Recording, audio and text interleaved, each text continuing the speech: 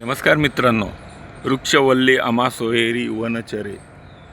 हे जे नीमचं जे विशालकाय वृक्ष बघा किती उंच झाड आहे. एवढं उंच झाड असल्यावर हे झाड जो आहे ना तिरपं झालेलं आहे, म्हणजे हे कधीही कोसळू शकतो. याला सपोर्टची गरज आहे. हे खूप तिरपं झाड आहे. आपल्याला व्हिडिओमध्ये कदाचित तेवढं दिसत नाही. आपण अशा अँगलमध्ये बसलेलो आहे की ते तिरपं दिसणे, पण खूप तिरपं झाड आहे.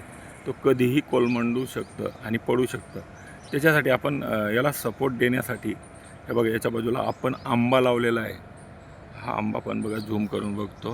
आता बघा हे आंब्याचं रोप आहे. याला कसं हे बघा हे आंबा आहे, याला आपण उंच उंच वाढवलेलं आहे. हा पाईप लावलेला आहे.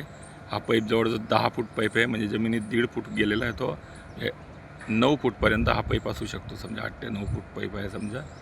आता हा आंबा लावलेला आहे इकडे सपोर्टसाठी. बघा आपण याला सपोर्ट देण्यासाठी आंब्याला हा जो गॅप दिसतोय आता बघा, हा 2 फांद्यांचा गॅप आहे. या फांद्यांच्या गॅपमध्ये आपण त्याला झाडाच्या बरोबर वरती पूर्ण ओपन करणार आहे, म्हणजे त्याला झाडाच्या वर शेंड्यापर्यंत जाऊ देणार आहे.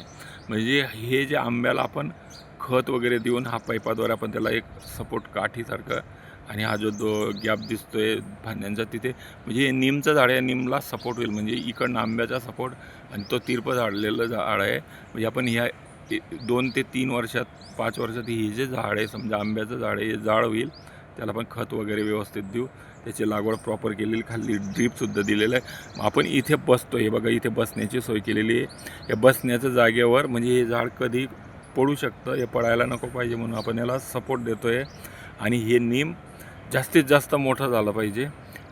आणि ह्या नीमच्या झाडाखाली आपल्याला सावली मिळते, ही म्हणून आपण या झाडाला सपोर्ट देतो आहे. असं आपल्याकडे जर काही झाडं वगैरे असले तर त्याला जर सपोर्टची गरज असली तर आपण असं नैसर्गिक पद्धतीने आंबा वगैरे, म्हणजे कसं हे नीमचं झाड खाली आहे, त्याला फळं लागतील वरती आंब्याचे, त्या फळं तर मिळतील, परंतु झाडाला सुद्धा सपोर्ट होईल. आणि हे जे झाड आहे समजा, हे झाड जर मोठं झालं तर याची सावली अनेक लोकांना अनेक पिढ्यांपर्यंत ते मिळू शकतं. म्हणून आपण कुठलंही झाड असो त्याचं संरक्षण करायला पाहिजे. जसे हे काँक्रीट रस्ते, या काँक्रीट रस्त्यांच्या मध्ये जर झाड असलं तर जवळजवळ 1 मीटर, म्हणजे आपण अंदाज घ्यायचा की 1 मीटर झाडाचा बुंदा होऊ शकतो. 1 मीटर राऊंडमध्ये किंवा चौकोनी आपण त्याला जे काँक्रीट आहे ते काँक्रीट तोडून टाकायचं, आणि तिथे आपण माती वगैरे किंवा वरती जाड रेती वगैरे भरून जर ठेवली समजा तर ते झाडाला सपोर्ट त्याला तिथे जीवाणू गांडूळ वगैरे तिथे वाढतील, आणि जमिनीची मुळ्यासुद्धा व्यवस्थित वाढतील, ऑक्सिजन तिथे मिळेल, आणि हे जे झाडं जगतील. कारण की बऱ्याच ठिकाणी जे गावांमध्ये, खेड्यागावांमध्ये किंवा शहरांमध्ये हे जे काँक्रिटीकरण होतं, तर ते काँक्रिटीकरण झाल्यामुळे ते झाडांना जो खालचा जो बुंदा आहे समजा, तर ते काँक्रीट तापतं. त्या तापलेल्या काँक्रीटमध्ये ऊन पडतं तेव्हा तापतं, आणि त्या तापलेल्या काँक्रीटमुळे त्या झाडाला इजा पोचते आणि झाड तिथे बारीक पडतं. म्हणजे त्याला खाली मुळ्या जाड होऊ शकतात, वरती जाड होऊ शकतं, आणि तो जो बुंदा आहे जिथे जे काँक्रीट आहे, जसं बारीक तार आणि दोरीनं सुद्धा झाड म्हणजे त्याला घट्ट होतं आणि ते झाड वाढत नाही. तर काँक्रीट तुटू नाही शकत, काँक्रीट पक्का असतं. म्हणून ते झाडाला ते काँक्रीट काढून घ्यायचं, आणि झाडाचा जर बुंदा जर मजबूत असला तर झाड टिकतं, नाही तर झाड तिथून कोलमंडून खाली पडू शकतं. म्हणून आपण अशा झाडांना, जे तिरपे झालेले झाडं आहे त्यांना सपोर्ट द्या, किंवा ज्या झाडांमध्ये ट्री गार्ड वगैरे अटकलेलं आहे किंवा लोखंड वगैरे अटकलेलं, दोरी बांधलेली, तार बांधलेलं, असं सोडण्याचा प्रयत्न करायचा. काँक्रीटसुद्धा तोडण्याचा प्रयत्न करायला पाहिजे.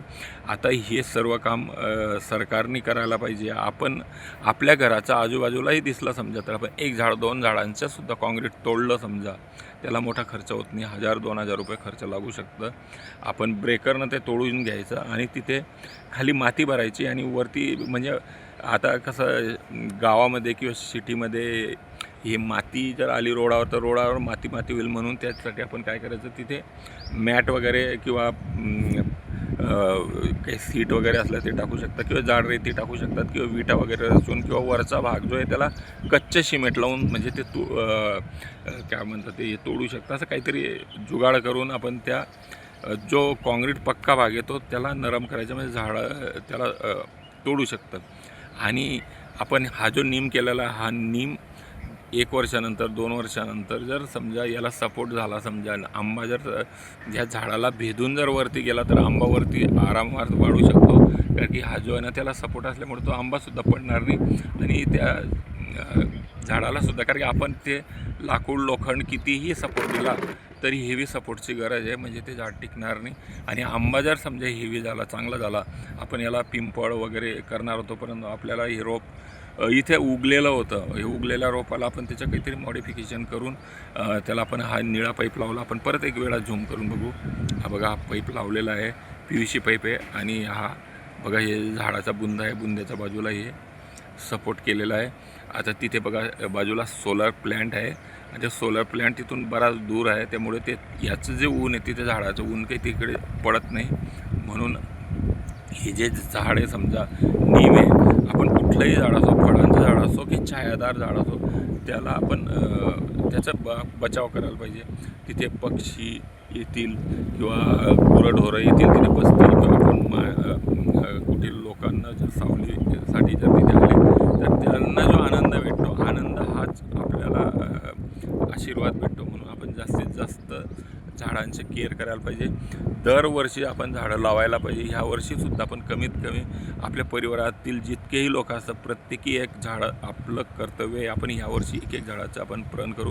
पुढच्या वर्षी तुम्ही 2-2 झाडंसुद्धा लावू शकता. प्रत्येक व्यक्तीने जर 2 झाडं लावलं समजा तर आपली भारताची लोकसंख्या आहे, प्रत्येक लावतीलच असं नाही, त्या लोकसंख्येच्या अनुभवावरून त्याद्वारे आपण झाडं लावू शकतात आणि जास्तीत जास्त झाडं लावा.